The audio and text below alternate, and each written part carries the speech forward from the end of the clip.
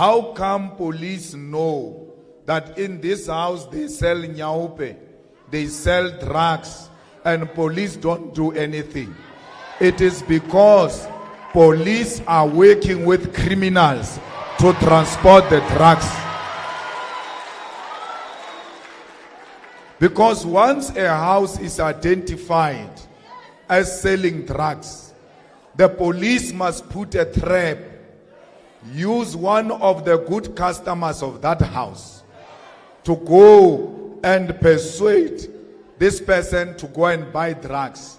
When the transaction is busy, police must pounce on that particular person. Because General Mkhwanazi, the Commissioner of Police in KwaZulu-Natal, says the reason why he's winning with fighting crime in Natal is because once they say this person is a troublemaker, they start following that troublemaker. Wait for that troublemaker to cause trouble. Then they cause trouble for him. Because you need to monitor this house that sells drugs. People will go in and out, in and out. Then you know there is something fishy here. Then we set a trap and we arrest. We cannot allow police to be in bed with criminals. We cannot allow the drugs to be transported with police van, because they can't be detected when they are being transported by the police van. And a police officer who is found to be committing crime and working with criminals must be sent to jail for a very long time, because he knows the law and is not following the law. So we have a situation where we know corrupt police, but they never get arrested. If anything, they become very powerful people. Everybody is very scared of them. We cannot be scared of criminals, even when those criminals are police.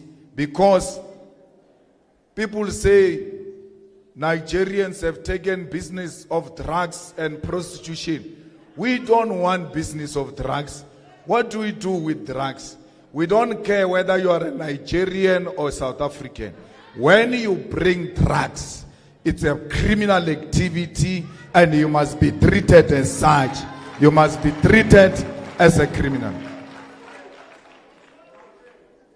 Riage Park cannot be an area where people think we can go and play with drugs on the streets and no one can do anything. Where the schools have become areas where drugs are being sold. Where the churches have become areas where drugs are being sold, destroying the future of our children. Because once you give them drugs, you are done. You have finished them. There is no way they can recover from that. This Panyaza Lisufi, the bloody crook, said when he became premier that he's going to create rehabilitation center for the drug addicts. Till today, there is no rehabilitation center that has developed except the stomach. The stomach of Panyaza is developed, but the rehabilitation center is not developed. He's eating the money that is supposed to be building a rehabilitation center. So in the EFF will build a rehabilitation center, but it will not stay for long, because there will no longer be drugs for these people, because we will fight drugs with everything.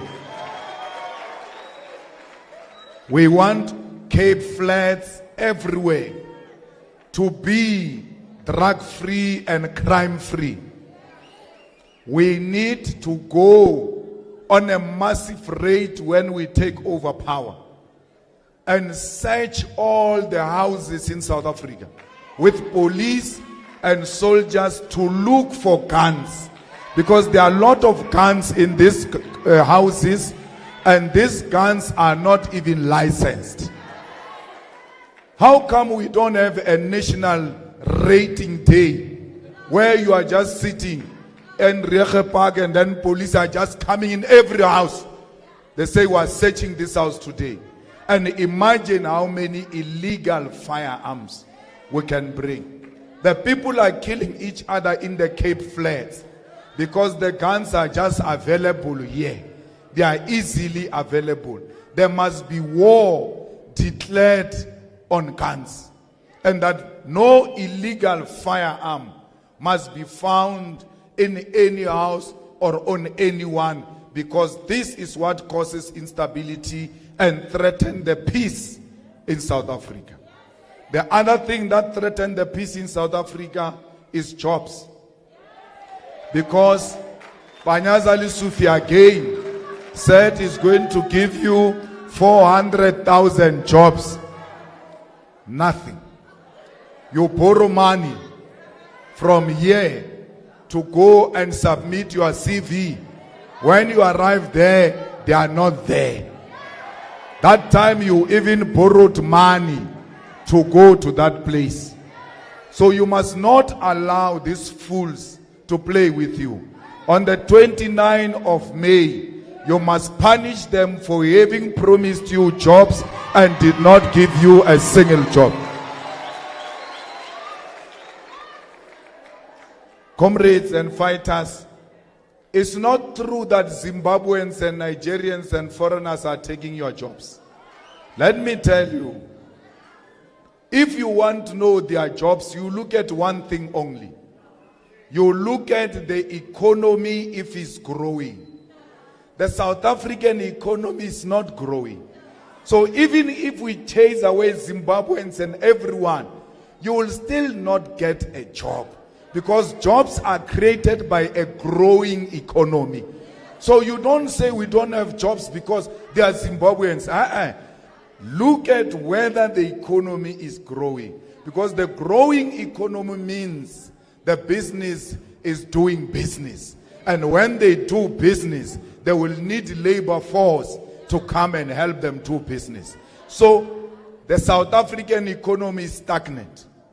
It's not growing, it's not going anywhere. Unlike that time of Thabo Mbeki, where the economy was growing, and we could see that our country was growing because the economy was growing. You cannot grow the economy if you don't turn this country into a construction site. We have to build bridges. We have to build roads. We have to build proper houses. We have to make sure that water reticulation plants and sewer are maintained, and we build the new ones because the population is growing. We have to revive the industry. We have to revive all of economic activity in South Africa because we want to create jobs.